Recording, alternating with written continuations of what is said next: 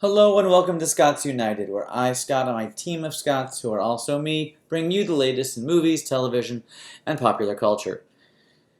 Today's show is really a union of popular culture and movies because the Oscars just happened. Now, we had our list ready to go. We just thought this would be a fun way to kind of sum up 2019 and comment on the Oscars a little bit as well. So let's jump into number 10. We didn't talk about the farewell when it came out originally because we didn't see it till recently. It deals with Awkwafina, her character, Billy, and her grandmother's dying, and there's a Chinese cultural practice where they don't tell somebody when they have a terminal illness so that they don't get overly scared, and it's about that sort of culture clash and her own relationship with her grandmother and facing her imminent death, it seems, which, for obvious reasons, was maybe a little too close to home for me back in the summer. I have to say, it's a gorgeous movie. It's full of small, beautiful, intimate moments. Awkwafina is luminous in this, as is the actress that plays her grandmother. Again, some major oversights. Just because Parasite got nominated a lot didn't mean we couldn't have another opening for an Asian-focused film in the Oscars this year. And really, it's high time that we see more female directors recognized for directing, intimate, character-driven movies that are just as good, or if not better, as some sort of bloated corpse of a movie that's 3 hours long, directed by Martin Scorsese. Sorry, didn't really think The Irishman was really that great. Yes, we weren't big fans of The Irishman here at Scots United, and neither were Oscar voters, since it came away empty-handed after 10 nominations, which is tough to do. But that's the way the cookie crumbles. Now then, number 9 is Avengers Endgame. Yes, oftentimes we here at Scots United throw in a kind of, more mainstream title. But honestly, I feel like there's a lot to be said for what the Avengers pulled off, what Marvel pulled off, what they brought all together. Certainly, I'm a comic book queen from way back, but I feel like it was emotionally resonant, it was powerful, and it was really the culmination of years and years and years of filmmaking, and that means something. And now on to number 8. 1917 really is a masterwork, and something that really is special. I mean, the long take notwithstanding, it does appear to be one long take. In some ways, it almost seems like a video game in that way. But it isn't just the technical part. That's a big part, and it is impressive in that way. And you feel it, but you also feel the weight and the burden of the mission, of the characters, through the pacing, through the score, through the performances. So it's grounded, and there's a lot of heart in there. And I respect Sam Mendes for bringing his grandfather's stories of the war to this film, and for that, it's a whole thing. It's not just the technical achievement. It's not just this. It's not just that. It's many things. And George Mackay is really great. Obviously, 1917 picked up a few Oscars, for 3, I believe, which I think, in our estimation, feels right.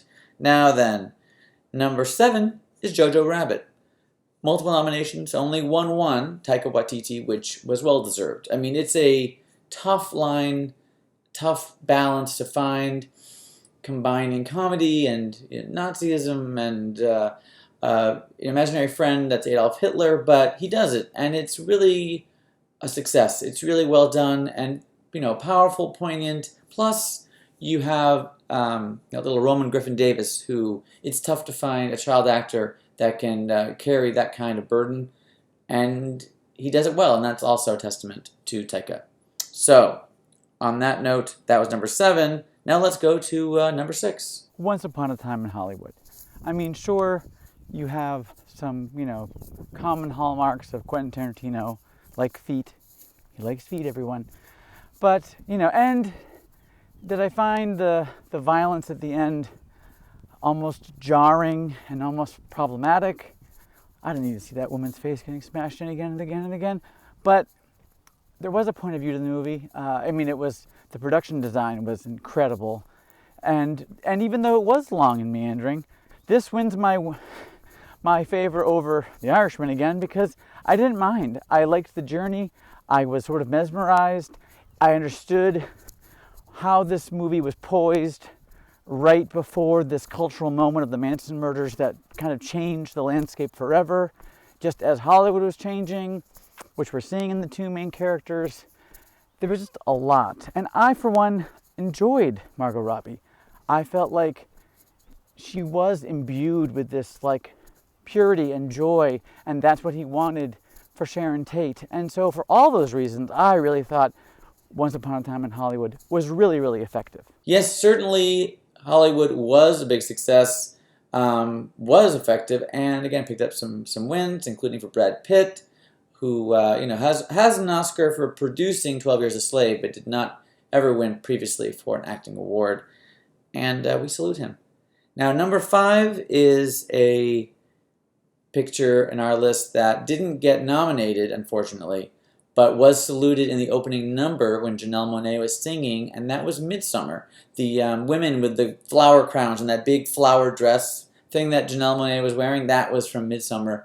Midsommar is from the director Ari Aster, who made Hereditary, which was frightening and terrifying and intense and crazy. And Midsommar is a follow-up to that, and is in a similar vein, but very different, but is special, and it is scary, and it is a thriller of sorts.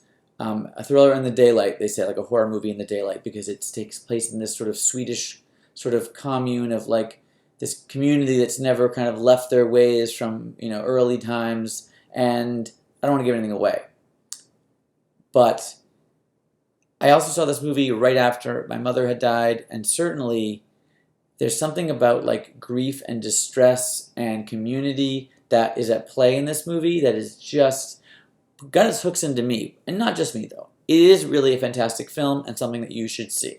Also, it stars Florence Pugh, nominated for playing Amy in Little Women. And she's going to be in Black Widow. So Florence Pugh is blowing up. Midsommar is worth your time, and that's Sommar, Midsommar, I guess. So watch that, and now let's go on to number 4. Marriage Story is Noah Baumbach at his best. I mean, it is. It's of course, it's wordy and it's quick because that's his style. It has a lot to say, but I think it has something really great to say. It's not saying that this person's bad and that person's good. It's not trying to paint people in certain lights. It goes one way, then it shifts the other. I think it does a really excellent job at portraying the complexity and the messiness of human existence, and that when you have, the idea of marriage is difficult, and all the people in your orbits that collide when you're married, your friends, your family, your divorce lawyers, and how all of that can still kind of come out at the end in a positive way. It's really a lovely movie, and it's really anchored certainly by Scarlett Johansson, but Adam Driver truly is a fantastic actor and really a star. We wrap up now with our top 3, and it's probably no surprise that number 3 is Little Women. Greta Gerwig doesn't have her Oscar yet, but she will. I believe that she will. And we do need to reevaluate, or at least some of the old white men need to reevaluate why they choose Best Director, who they choose to nominate, because being a director like Greta Gerwig, like Marielle Heller, who directed Can You Ever Forgive Me and A Beautiful Day in the Neighborhood, the director works beautifully with actors and creates that kind of environment where amazing performances happen. That is just as valid as like swapping out lenses and trick shots and stuff. And that is something that has been slow to come around. I mean, the only woman to ever win an Oscar is Catherine Bigelow for making a war movie. So there aren't women's pictures. There's just great directors, and Greta Gerwig is one of them. And Little Women is that just laid at your feet. Whether it's through the screenplay she wrote or the movie she directed, the performances that she gathers together, Little Women is a triumph, and it really is the definitive Little Women version for the ages. So see it if you haven't already. Number 2 is Knives Out. Knives Out, I was blown away by.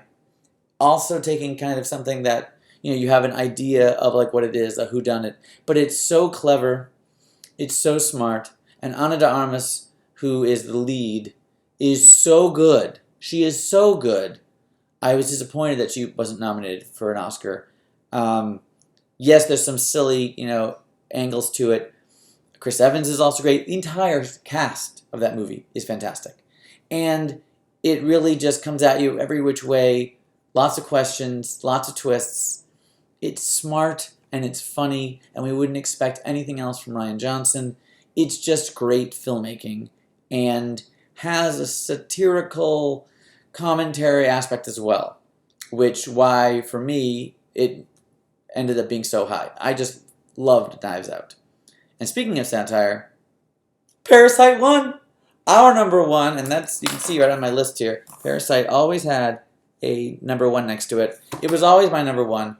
I couldn't imagine anything toppling it. I think when I first, reviewed Parasite, I said I don't know how if anything could beat this for this year, and it never did. Parasite was always in my heart. It's the first foreign film to win Best Picture. Foreign language film has never won Best Picture before, and it deserved it. I'm so glad the Academy got behind it. I'm so glad enough people voted for it. It is something truly unique and original. It begins as this sort of comedic satire about class, but morphs into a full thriller, and then sort of downshifts into this gentle, dramatic, coda that just breaks your heart. It's all those things at once, but never to detract from the other. It's full of genius performances. And again, it makes you laugh, it makes you cry, it makes you think. And Bong Joon-ho is a true artist. So you don't have an Oscars that comes out like this very often where the right film like that just surges. And I'm so glad that it did. So that was our number 1, Parasite all the way. Thank you for joining me for another Scots United and for another, best of this was our year in review for 2019. And hey, here's to many, many great films to come in 2020.